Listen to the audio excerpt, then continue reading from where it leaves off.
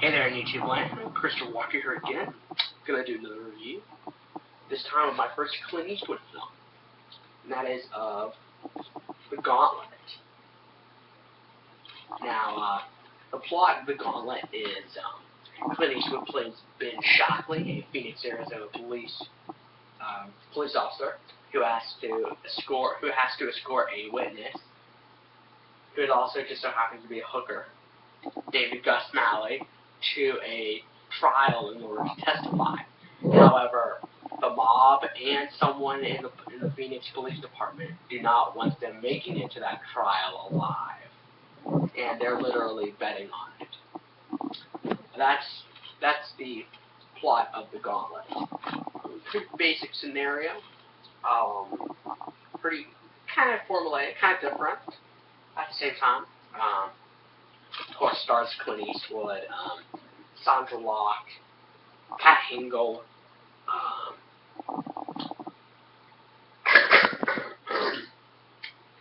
excuse me, sorry about that.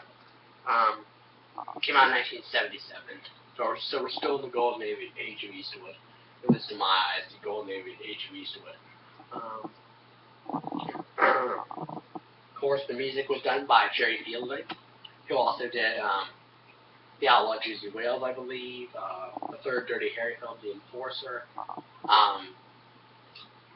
as well as a few others.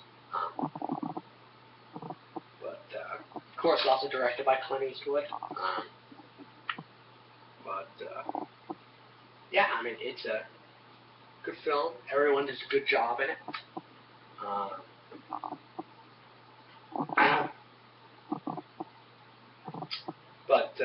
I think what a lot of people tend to forget about this film is that a lot of people they sort of compare it to Dirty Harry, or it's Dirty Harry cop films that Eastwood made. And I can see how it's sort of similar to the Dirty Harry character. However, he is definitely different. Like, he still sort of has the hard-nosed, one-liner spewing character that is Harry Callahan. However, he's, in all honesty, the character starts out as a loser cop. He's washed up, he's all drunk, he's unshaved, he looks awful. Whereas Harry's overall pretty pristine, overall. But he looks definitely more of a washed up type cop who's clearly been seen it all from the streets. So I like his character. Sandra Locke plays the hooker/witness named Gus Malley, who I thought she did a good job as well. Her profanity spewing hooker is pretty funny. Or Pat Hingle does a good job. It's Clint Eastwood's former partner, Josephson. He does a very good job. I forgot the name of the guy who played Blake Locke, the police captain, the guy who played Fighter Spiel, the assistant DA. But they both do a good job as well. The music by Jerry Fielding is really well done. Sort of a jazzy score, as in most Eastwood films, actually.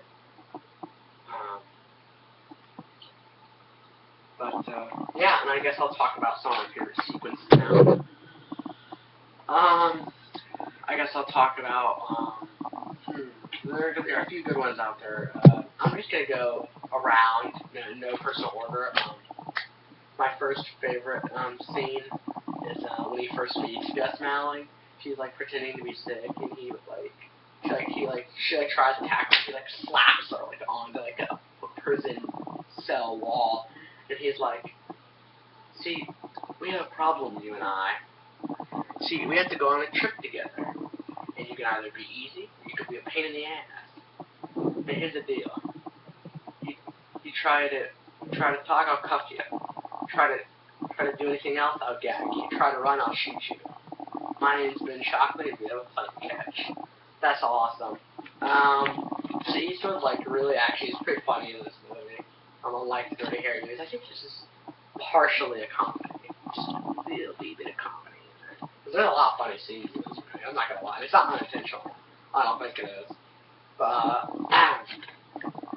another cool action sequence is when he's holed up in the house after they try to leave Gus Malley. They take her from the prison and their car blows up and they drive away in an ambulance and Gus Malley shoots a car off the road. But like, so they hole up in Gus Malley's house, and you know, Clint Eastwood calls Blakelock, his captain, the police commissioner, and he's like, hey, look, we need to send some police cars over here now. And so they find the location, but they got the wrong message.